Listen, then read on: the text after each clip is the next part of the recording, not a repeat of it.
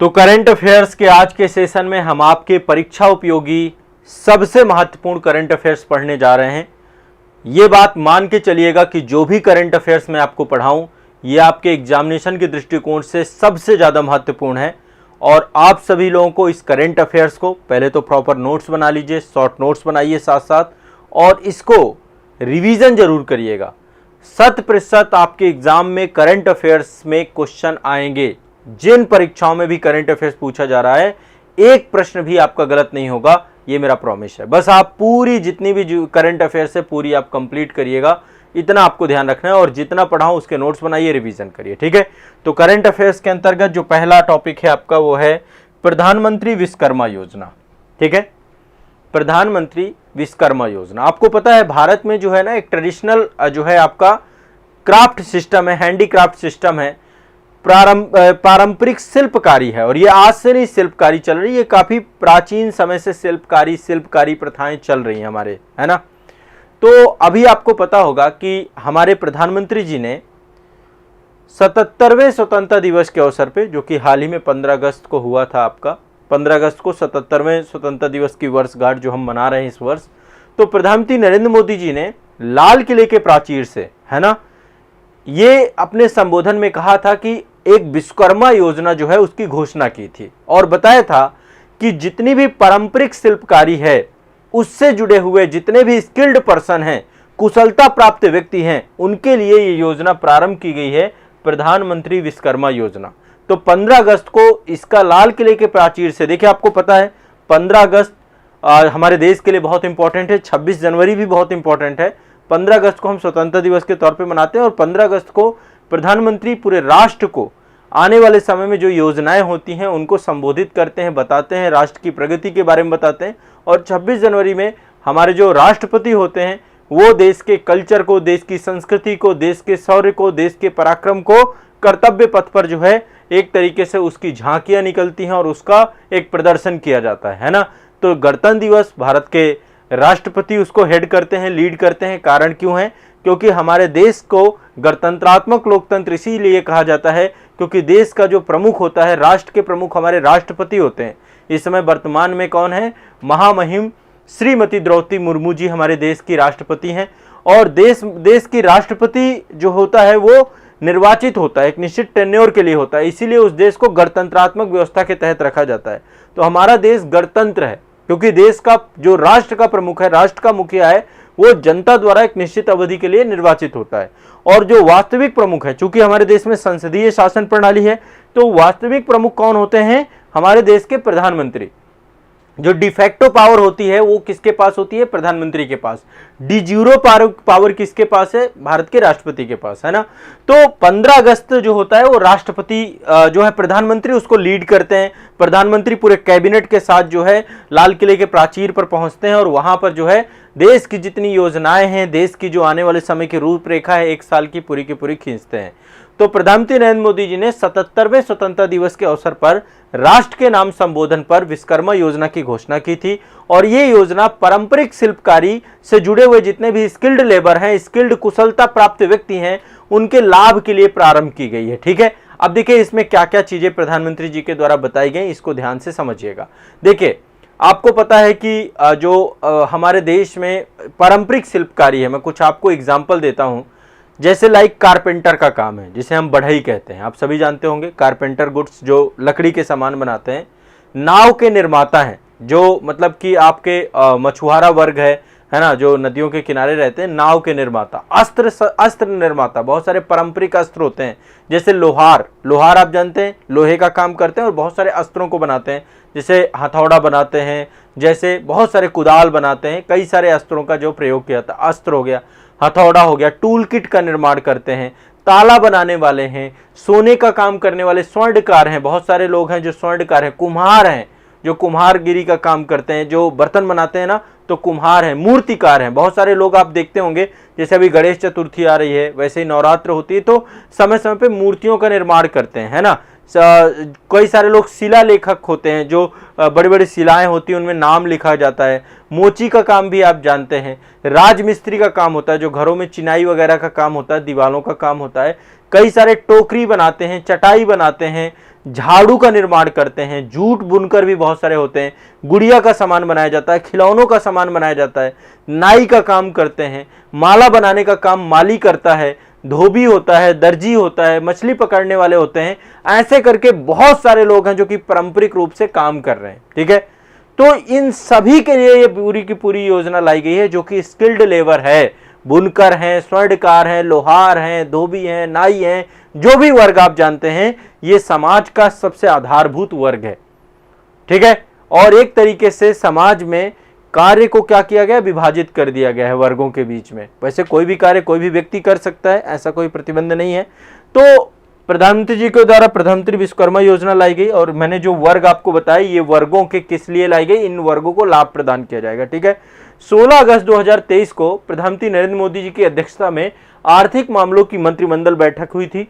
16 अगस्त को, 15 अगस्त को तो घोषणा की उन्होंने, लेकिन 16 अगस्त को आर्थिक मामलों का मंत्रिमंडलीय समिति होती है, कमेटी होती है, उस कैबिनेट कमेटी पर प्रधानमंत्री विश्वकर्मा योजना को मंजूरी प्रदान कर दी गई। ठीक है, ये एक केंद्रीय क्षेत्र की योजना है। ठीक है, योजना की अवधि कितनी है, 5 वर्ष। कितनी है योजना की अवधि, 5 वर्ष। मतलब ये अभी जो 2023-24 चल रहा है ना, फाइनेंशियल ईयर 2023-24 से लेकर के ये आपकी योजना है 2027-28 के लिए पूरी की पूरी योजना आपकी बनाई गई है, प्रधानमंत्री विश्वकर्मा योजना। ध्यान रखना है इसको। इसके लिए प्रधानमंत्री जी ने बताया कि इस योजना में क्या करेंगे, इस योजना में टोटल 13,000 करोड़ रुपए खर्च किया जाएगा। एक ह्यूज अमाउंट है आपका। ठीक है, 13,000 करोड़ रुपए इसमें खर्च किया जाएगा। और इससे काम क्या होगा, जो ये हमारा विश्वकर्मा वर्ग है, जो हैंडीक्राफ्ट से जुड़ा हुआ है, तो इन सभी को जो है हम क्या करेंगे, इनके जो पैसे को बढ़ाने का काम करेंगे, इनके परिवार को बढ़ाने का काम करेंगे। ठीक है, तो इसके लिए क्या होगा, पहली बात, प्रधानमंत्री विश्वकर्मा प्रमाण पत्र दिए जाएंगे। क्या दिए जाएंगे, एक सर्टिफिकेशन दिया जाएगा, प्रधानमंत्री विश्वकर्मा प्रमाण पत्र। प्रधानमंत्री विश्वकर्मा प्रमाण पत्र दिए जाएंगे, प्रधानमंत्री विश्वकर्मा प्रमाण पत्र। विश्वकर्मा जयंती भी होती है, आप सभी जानते हैं। विश्वकर्मा जो है हमारे जो है एक तरीके से एक उनकी पूजा की जाती है, और इनके लिए एक पहचान पत्र भी दिया जाएगा, एक आईडी कार्ड भी इनको दिया जाएगा, तो इसके माध्यम से इनको मान्यता मिल जाएगी। ठीक है, एक प्रमाण पत्र, पहचान पत्र, और इसकी ज़रूरत क्या है, ताकि इनको क्या हो जाए, इनके पेशे को मान्यता प्रदान कर दी जाए, मान्यता। ठीक है, इस वर्ग के लिए पूरा का पूरा मान्यता प्रदान की दी जाए। साथ ही प्रधानमंत्री जी ने कहा कि यदि ये अपने व्यापार को बड़ा करना चाहते हैं तो 5% की ब्याज दर पर इनको जो है 1 लाख रुपए की पहली किस्त दी जाएगी। इसके बाद 2 लाख रुपए और दिए जाएंगे, तो इनको ऋण सहायता बहुत न्यूनतम ब्याज दर पर दी जाएगी। पहली प्रथम किस्त, देखो आमतौर पे बहुत बड़ी बात है, आपको पता है कि आज के टाइम पे बैंकों में चले जाइए, बैंक पहले आपका क्रेडिट स्कोर देखता है, आपका व्यापार बिजनेस और इस चीज़ों को लेकर के बैंक बहुत सारी चीज़ें देखता है, डॉक्यूमेंटेशन, इतनी सारी चीज़ें कराता है। लेकिन सरकार जो है अब इस तरीके के वर्ग को, क्योंकि इस तरीके के वर्ग को ऋण प्राप्त करना बहुत कठिन काम होता है, तो ऐसे में प्रधानमंत्री जी ने कहा कि पहली किस्त ये 1 लाख रुपए प्राप्त कर सकते हैं, ब्याज दर बहुत न्यूनतम होगा, और दूसरी किस्त 2 लाख रुपए इनको मिलेगा।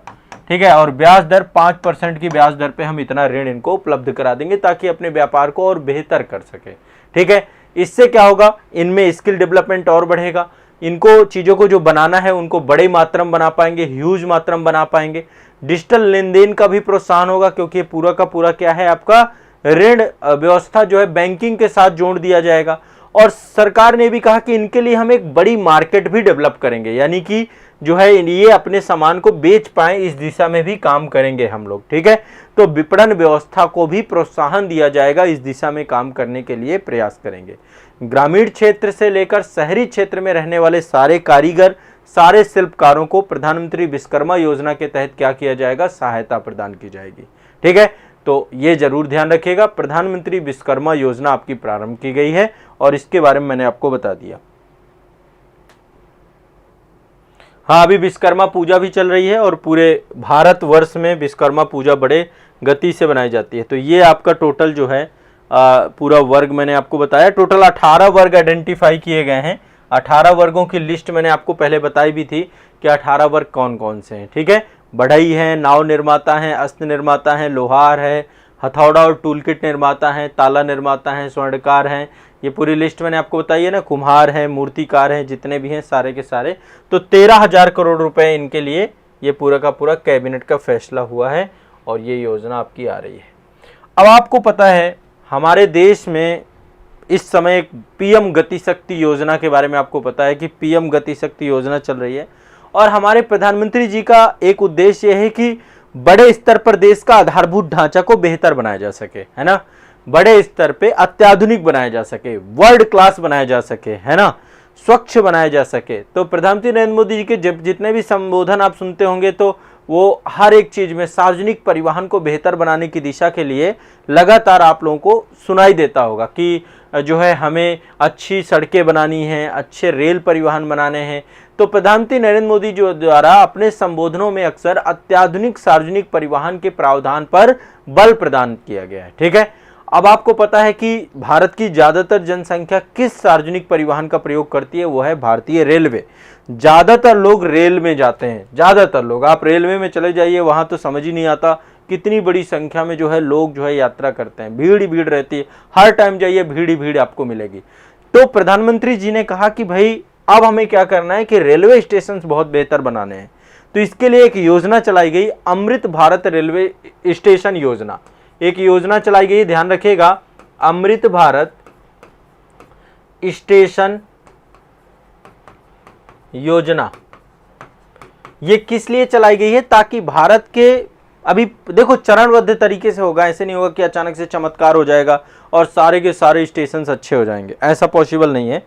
ठीक है, धीरे धीरे हम भारत के जितने भी रेलवे स्टेशन हैं उनको वर्ल्ड क्लास बनाने की तरफ काम कर रहे हैं। ठीक है, अभी शुरुआत में प्रधानमंत्री जी ने बताया कि 1309 रेलवे स्टेशन का पुनर्विकास करने का प्रयास किया जाएगा। ठीक है, तो प्रधानमंत्री नरेंद्र मोदी जी द्वारा अपने संबोधनों में जो है लगातार ये बात कही गई है और उसके तहत ही अमृत भारत रेलवे स्टेशन योजना स्टार्ट की गई है। इसके तहत 1309 रेलवे स्टेशनों को अमृत रेलवे स्टेशन बनाने का प्रयास किया जाएगा। अब यहाँ पे जो अमृत शब्द है, आपको पता है कि आज़ादी का अमृत महोत्सव मनाया गया था 75वां, जब स्वतंत्रता दिवस की वर्षगांठ थी पिछले वर्ष, और इस वर्ष जो है आपका जो है अब ये अमृत काल चल रहा है ना। 75 से 100 वर्षों की जो 25 साल की अवधि है, इसको सरकार ने अमृत काल की अवधि दी है। और इस समय जो अमृत शब्द है वो देश की स्वतंत्रता के 75 वर्षों की यात्रा को दिखाता है। तो अमृत भारत रेलवे स्टेशन योजना स्टार्ट की गई है। अब ये जो है इसके लिए ये प्रारंभ कब की गई? 6 अगस्त को, 6 अगस्त 2023 को जो है प्रधानमंत्री जी के द्वारा अमृत भारत रेलवे स्टेशन की स्थापना की बात की गई, ये योजना प्रारंभ की गई। और टोटल पहले चरण में 508 रेलवे स्टेशनों के पुनर्विकास की बात की गई है। प्रथम चरण में कितने करेंगे? 508। टोटल कितने करेंगे? 1309। जो बड़े बड़े जितने भी रेलवे स्टेशन हैं सभी को लेकर 508। मैं आपको प्रत्यक्षदर्शी हूं मैं इस चीज का। हमारा जो आप लोग भी अपने रेलवे स्टेशन देखिएगा, गाजियाबाद रेलवे स्टेशन को पूरी तरीके से नए रेलवे स्टेशन के तौर पे बनाया जा रहा है, इतना बड़े स्तर पे काम चल रहा है। वैसे ये काम जो है, अभी तो ये योजना 6 अगस्त 2023 की है, लेकिन मुझे पता है ये काम 1 साल पुराना हो गया, 1 साल से यहाँ पे काम चल रहा है और अभी काफी बड़े स्तर पे काम होना है, तो अब गति इसको और ज्यादा मिल जाएगी। टोटल 508 जो है रेलवे स्टेशन को पहले चरण में लेकर के चला जाएगा। और स्टेट वाइज अलग अलग रेलवे स्टेशन है। सबसे ज्यादा रेलवे स्टेशन उत्तर प्रदेश और राजस्थान के ही हैं। दोनों में 55 जो है रेलवे स्टेशन है। उत्तर प्रदेश में 55 है और राजस्थान के 55 है। फिर बिहार में 49 रेलवे स्टेशन है। फिर महाराष्ट्र में 44 रेलवे स्टेशन है। इस तरीके से एक प्रॉपर लिस्ट है, ठीक है, कि किन किन राज्यों में कितने स्टेशनों का पुनर्विकास करना है। तो प्रारंभिक चरण में 508 रेलवे स्टेशनों के लिए बात हुई है। और इसमें टोटल खर्चा कितना आएगा? खर्चा बड़े स्तर पे आएगा 24 करोड़ 470, माफ करिएगा 24,470 करोड़ रुपए का खर्चा आएगा। ठीक है, 508 रेलवे स्टेशन को डेवलप करने में। सबसे ज्यादा रेलवे स्टेशन उत्तर प्रदेश और राजस्थान के हैं, 55 रेलवे स्टेशन। और फिर बिहार के आते हैं 49। बिहार के बाद महाराष्ट्र, फिर पश्चिम बंगाल, फिर आपका जो है मध्य प्रदेश, फिर असम, उड़ीसा, पंजाब, गुजरात, इस तरीके से पूरी लिस्ट है। तो कोई इसकी इतनी जरूरत नहीं है। तो अमृत भारत रेलवे स्टेशन के तहत दीर्घकालिक दृष्टिकोण रखा जाएगा और समय के साथ रेलवे स्टेशनों के विकास को बेहतर बनाने के लिए ये पूरी की पूरी परिकल्पना रखी गई है। ये देखिए, ये आपके रेलवे स्टेशन हैं और इसको जो है फिर से गवर्नमेंट जो है रीस्ट्रक्चर्ड कर रही है। चलिए आगे चलते हैं। नेक्स्ट, ये करंट अफेयर्स हम बाद में देखेंगे, पहले हम इधर का देख लेते हैं। नेक्स्ट अगला चलते हैं, एक फेलोशिप है आपका, इसका नाम है वैभव फेलोशिप। अब ये क्या है? वैभव फेलोशिप योजना, एक और योजना है आपकी वैभव फेलोशिप योजना, वैभव फेलोशिप योजना, वैभव फेलोशिप योजना।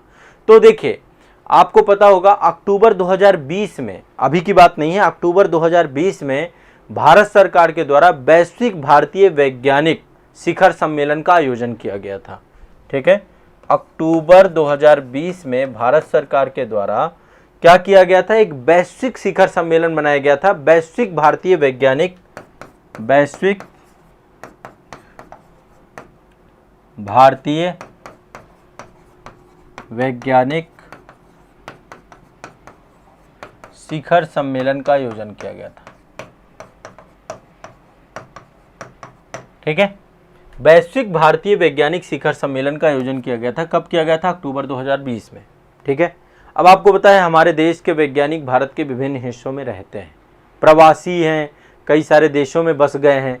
तो एक तरीके से ये वर्चुअल माध्यम से किया गया था। उस समय कोविड का टाइम पीरियड चल रहा था। ठीक है, तो इसमें काफ़ी सारे लोग जुड़े हुए थे, जितने भी शोधकर्ता थे, रिसर्चर थे, एजुकेशनलिस्ट थे, शिक्षाविद थे। एक तरीके का वर्चुअल सम्मेलन ये किया गया था। अभी क्या किया गया? आपको पता है कि 28 फरवरी को, हम याद रखिएगा ये डेट, 28 फरवरी 2023 को क्या मनाया जाता है? 28 फरवरी 2023 को राष्ट्रीय विज्ञान दिवस मनाया जाता है। क्या मनाया जाता है? राष्ट्रीय विज्ञान दिवस। तो इसके अवसर पर फिर से भारतीय प्रवासियों के लिए भारत सरकार ने वैभव फेलोशिप को प्रारंभ करने की बात की है। ठीक है, भारत सरकार ने क्या की है? वैभव फेलोशिप प्रारंभ करने की शुरुआत की है। ठीक है, किसने किया है? केंद्रीय विज्ञान एवं प्रौद्योगिकी मंत्रालय, इस मंत्रालय के द्वारा किया गया वैभव फेलोशिप। तो ओवरऑल आपको इससे आइडिया लग ही गया होगा कि ये कार्यक्रम क्या है। आपको आइडिया लग गया होगा कि ये कार्यक्रम जो है विज्ञान के क्षेत्र को, उससे जुड़े हुए जितने भी लोग हैं, भारतीय मूल के लोग हैं, वैज्ञानिक हैं, प्रौद्योगिकी से जुड़े हुए लोग हैं, वो अपनी अनुसंधान गतिविधियों को बेहतर कर सकें, उस दिशा में जो है कार्यक्रम प्रारंभ किया गया है। तो भारत सरकार के द्वारा वैभव कार्यक्रम को अब लागू कर दिया गया है। वैभव कार्यक्रम आपका लागू हो चुका है 15 जून से, 15 जून 2023 से आपका लागू हो चुका है। ठीक है, वैभव फेलोशिप योजना, और ये लागू कब से हुई है? 15 जून 2023 से। ठीक है, और इसको जो है वैभव फेलोशिप काल 2023 को घोषित किया गया कि ये समय आपका वैभव फेलोशिप के लिए है। ठीक है, अब इसमें क्या है? इस कार्यक्रम के क्रियान्वयन की जिम्मेदारी दी गई विज्ञान एवं प्रौद्योगिकी मंत्रालय को। उसका जो डिपार्टमेंट है विज्ञान एवं प्रौद्योगिकी विभाग, उसी को नोडल एजेंसी बनाया गया है। उद्देश्य है कि ये फेलोशिप क्या करेगी? उद्देश्य है कि जितने भी उत्कृष्ट वैज्ञानिक हैं, प्रौद्योगिकीविद हैं, जो विदेशों में चले गए हैं, चाहे वो NRI हो गए हों, चाहे OCI हो गए हों, चाहे PIO हो गए हों, है ना, ये कैटेगरी होती है ना अप्रवासी भारतीय, मतलब जो भारतीय बाहर जाके रहने लग जाए उसे हम अप्रवासी भारतीय कहते हैं, लेकिन उसके पास भारतीय नागरिकता रहती है। कुछ ऐसे होते हैं जो भारतीय मूल के होते हैं, है ना, तो उनको हम PIO और OCA कार्ड के तहत देखते हैं। वो ओवरसीज सिटीजन ऑफ इंडिया, मतलब भारतीय नागरिक हैं लेकिन रह विदेशों में रहे। ठीक है, तो फेलोशिप ये क्या है? भारतीय मूल के लोग, भारतीय मूल के जो वैज्ञानिक जो विदेशों में रह रहे हैं, उनको जो है अपने संबंधित देशों में अनुसंधान गतिविधियों में जो जुड़े हुए हैं, तो वैभव फेलोशिप योजना का उद्देश्य है कि भारत में उच्च शिक्षा, वैज्ञानिक संस्थानों में अनुसंधान परितंत्र इकोसिस्टम को सुधार करना है। ठीक है, और इसके तहत 18 हमने क्षेत्र जो है पता किए हैं कि अन्य 18 क्षेत्रों के लिए हमें काम करना है, जैसे लाइक क्वांटम प्रौद्योगिकी, है ना, आपको पता है कि क्वांटम फिजिक्स और क्वांटम प्रौद्योगिकी को लेकर के कितने बड़े लेवल पे काम हो रहा है। आर्टिफिशियल इंटेलिजेंस, कृत्रिम बुद्धिमत्ता, मशीन लर्निंग, आने वाला फ्यूचर यही है। फ्यूचर कहीं या कहीं वर्तमान में चालू भी हो चुका है। आपको पता है कि चैट GPT से लेकर के कितनी सारी जो है आपकी जो है आर्टिफिशियल ऐप आ चुकी हैं। तो कृत्रिम बुद्धिमत्ता, मशीन लर्निंग, आने वाले समय रोबोट का है ना, आपका इसके अलावा डेटा साइंस, आपका डाटा विज्ञान, डेटा साइंस का समय है। फोटोनिक्स का समय है, एनर्जी का समय है, ये आपका जो है इलेक्ट्रॉनिक्स एंड सेमीकंडक्टर प्रौद्योगिकी का समय। आपको पता है सेमीकंडक्टर को लेकर भारत में काम हो रहा है, संचार प्रौद्योगिकी का, एरोस्पेस प्रौद्योगिकी का, एग्रीकल्चर के क्षेत्र का, ये सारे क्षेत्र हैं, ये सारे सेक्टर हमने पहचाने कि इन सेक्टर्स में हम अनुसंधान को बढ़ावा देंगे। तो वैभव फेलो के सहयोग से भारतीय संस्थान की पहचान की जाएगी और वहां पर जो है उस संस्थान में जो है विदेशी जितने भी हैं ये आ सकते हैं, आकर के यहाँ पे अनुसंधान कर सकते हैं, यहाँ पे रिसर्च कर सकते हैं। और वैभव फेलो जो होंगे, वैभव फेलो किनको हम कह रहे हैं, जो विदेशी हैं, जो भारतीय मूल के नागरिक हैं, जो विदेशों में रह रहे हैं, वैज्ञानिक हैं, अनुसंधानविद हैं, रिसर्चर हैं, ये भारत में आकर के विज्ञान एवं प्रौद्योगिकी से जुड़े हुए अत्याधुनिक क्षेत्रों में काम कर पाएंगे, अनुसंधान गतिविधियां कर पाएंगे जिनसे वो जुड़े हुए हैं।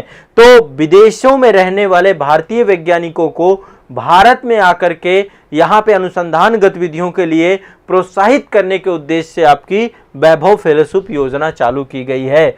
ये ध्यान रखना बहुत इंपॉर्टेंट है, क्वेश्चन पूछा जा सकता है, इससे आ सकता है। वैभव फेलोशिप योजना, ठीक है, वैश्विक भारतीय वैज्ञानिकों के लिए है ये, जो विदेशों में भारतीय वैज्ञानिक रह रहे हैं, चाहे भारतीय मूल के हों चाहे अप्रवासी भारतीय हों, ठीक है। तो ये अब आपको ध्यान रखना है, क्लियर है, स्पष्ट है। आगे चलते हैं नेक्स्ट। एक और योजना है आपकी, इसका नाम है, अगली योजना है, इसका नाम है माहिर। माहिर, अगली योजना है आपकी माहिर। अब आप कहेंगे सर माहिर का फुल फॉर्म क्या है? तो माहिर का फुल फॉर्म आप देख पा रहे होंगे, यहां पर लिखा हुआ है, यहां पे क्या लिखा है, national mission on advance and high impact research, ठीक है, national mission on advance and high impact research, इसी को हम माहिर बोलते हैं, ठीक है। तो देश में ये जुड़ा हुआ है, ऊर्जा से जुड़ा हुआ है, किससे जुड़ा हुआ है, एनर्जी सेक्टर से। किससे जुड़ा हुआ है, एनर्जी सेक्टर से, ऊर्जा से जुड़ा हुआ है।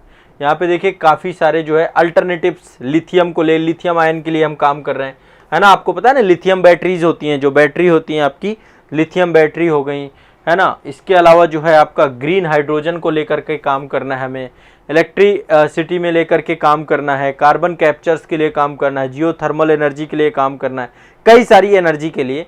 तो ये जो पूरा का पूरा जो है आपका national mission for advance and high impact research माहिर योजना है, ये जुड़ी हुई है देश की ऊर्जा जरूरतों को लेकर के।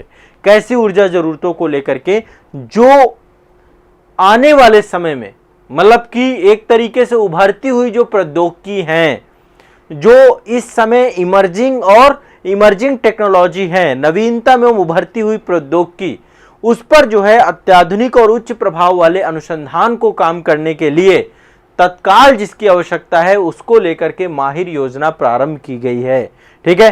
तो अभी लिथियम आयन बैटरी बहुत बड़े स्तर पे अभी हम इंपोर्ट ही करते हैं। अब भारत चाहता है कि जो भी एडवांस लेवल की टेक्नोलॉजी एनर्जी सेक्टर पे आ रही है उसको लेकर हम काम करें।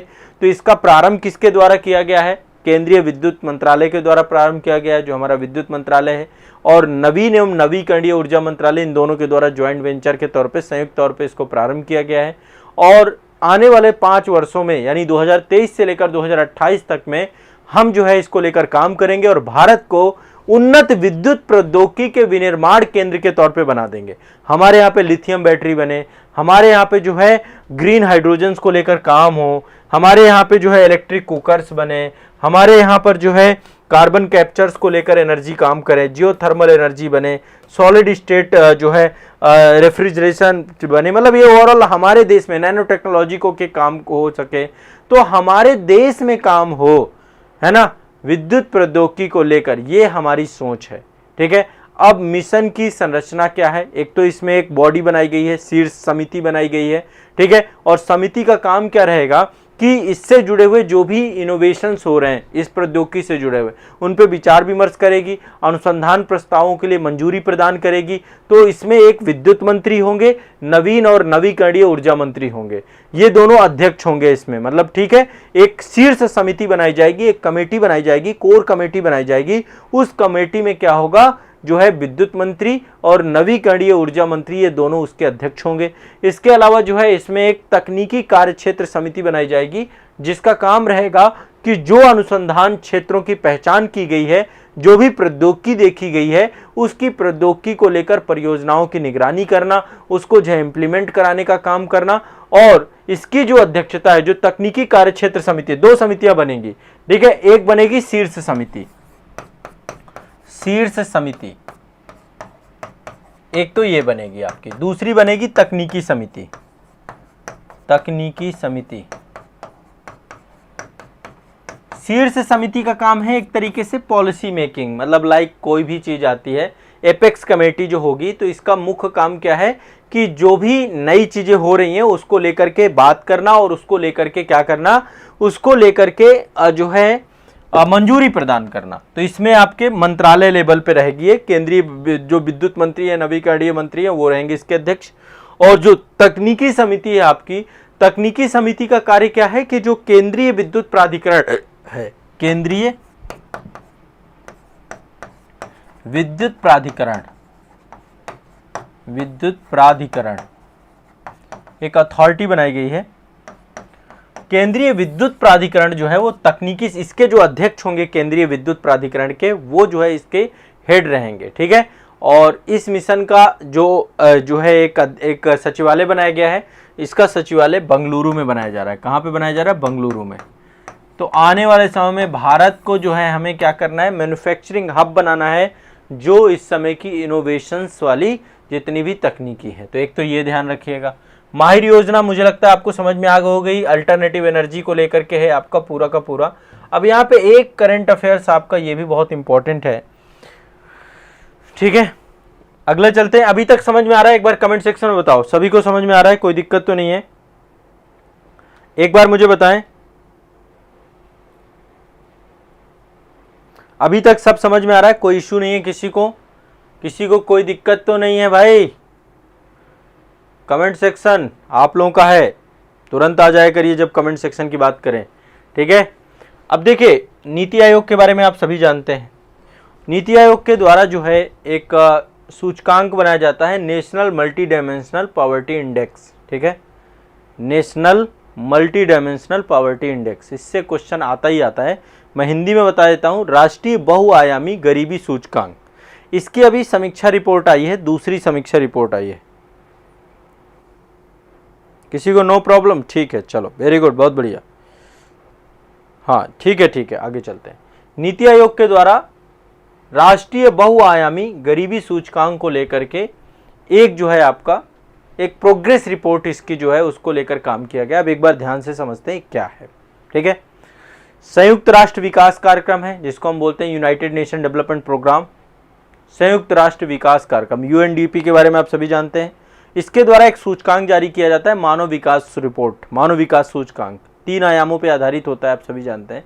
तो 3 आयाम क्या होते हैं? एजुकेशन होता है, स्वास्थ्य होता है, हेल्थ होता है आपका, और एक तरीके से आपका जो है प्रति व्यक्ति आय होता है, ठीक है। मानव विकास सूचकांक में हर साल जो है मानव विकास सूचकांक आता है। इसी के तहत एक वैश्विक स्तर पे गरीबी सूचकांक, मल्टी डायमेंशनल पॉवर्टी इंडेक्स जारी किया जाता है। उसी तर्ज पे जो है हमारे नीति आयोग के द्वारा राष्ट्रीय बहुआयामी गरीबी सूचकांक बनाया गया। क्या बनाया गया? National multi dimensional poverty index, ठीक है। ये किसने बनाया है? नीति आयोग के द्वारा इसको काम किया जाता है, ठीक है। तो अभी क्या हुआ है, 17 जुलाई 2023 को जो राष्ट्रीय बहुआयामी गरीबी सूचकांक था उसकी एक प्रगति समीक्षा हुई है, कि प्रोग्रेस जो है उसकी समीक्षा हुई है 2023 को लेकर के, ठीक है। MTI 2023 इसकी एक प्रगति समीक्षा हुई है, और ये रिपोर्ट का द्वितीय संस्करण है। इस रिपोर्ट का पहला संस्करण 2021 में लॉन्च किया गया था, ये दूसरा संस्करण है, ठीक है। और इसमें कई सारे जो है मानक बनाए जाते हैं। इसमें भी मुख्य तौर पे स्वास्थ्य, शिक्षा और प्रति व्यक्ति आय, ठीक है, तीनों मानक बनाए जाते हैं। क्योंकि देखो देश में गरीबी का स्तर क्या है, ये एटलीस्ट जो है इस रिपोर्ट से पता चल जाता है कि हमारे देश में गरीबी की क्या स्थिति है वर्तमान में, ठीक है।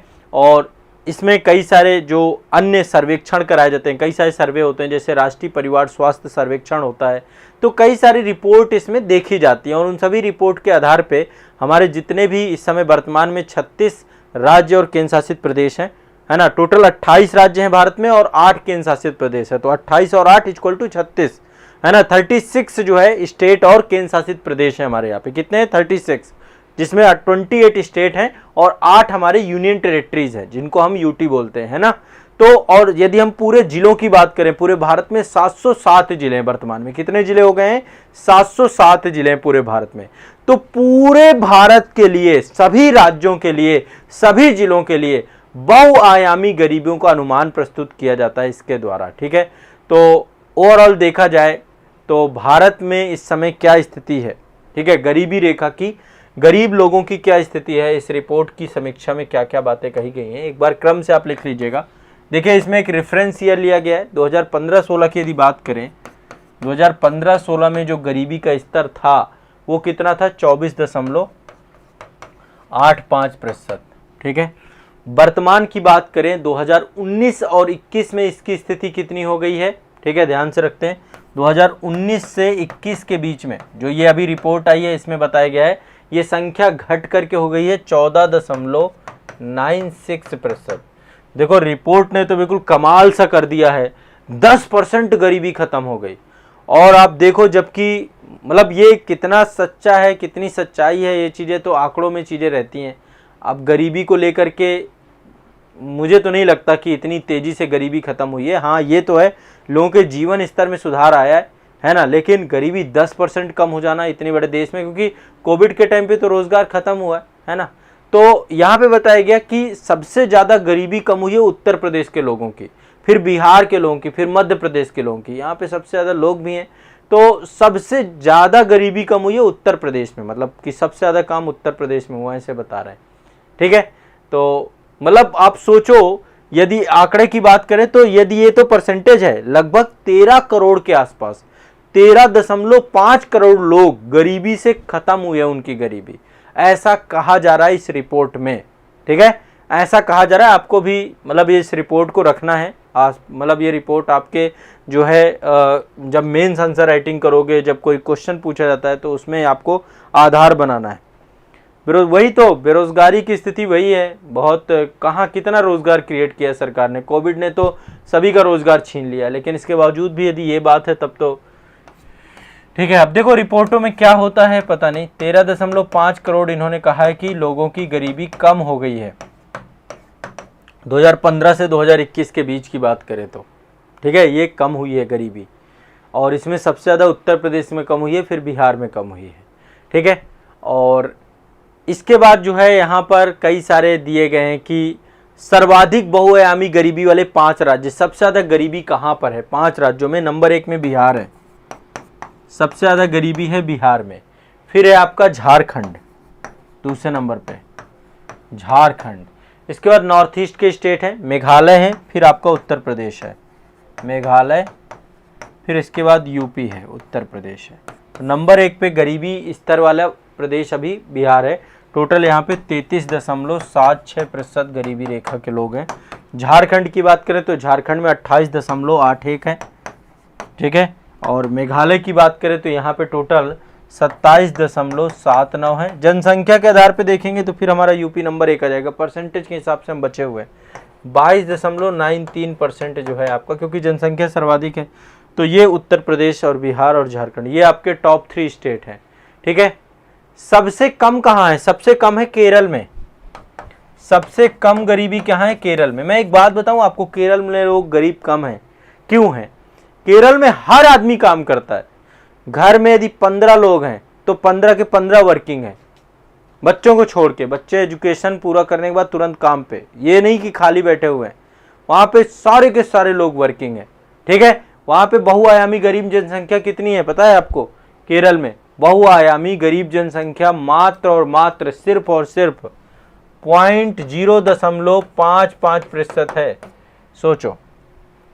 और हमारे इन प्रदेशों की हालत देख लीजिए, जनसंख्या भी ज़्यादा है बट ओवरऑल यहाँ पे निर्भरता दर बहुत ज़्यादा है, लोग निर्भर बहुत ज़्यादा है यहाँ पे। क्लियर है ना? तो ये आपको ध्यान रखना है, ठीक है। सर्वाधिक बहुआयामी गरीबी वाले राज्य, सर्वाधिक बहुआयामी गरीबी वाले राज्य, ठीक, ये आपको रफली याद रखना है। और यदि हम जिलों की बात करें कि सबसे ज़्यादा जिले कौन से, सारे बिहार के जिले हैं।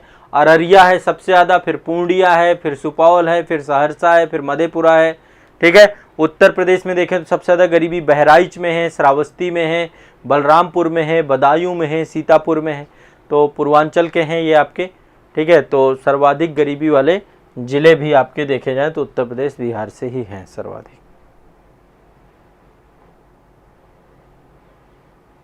पूजा सेन जी क्या हुआ?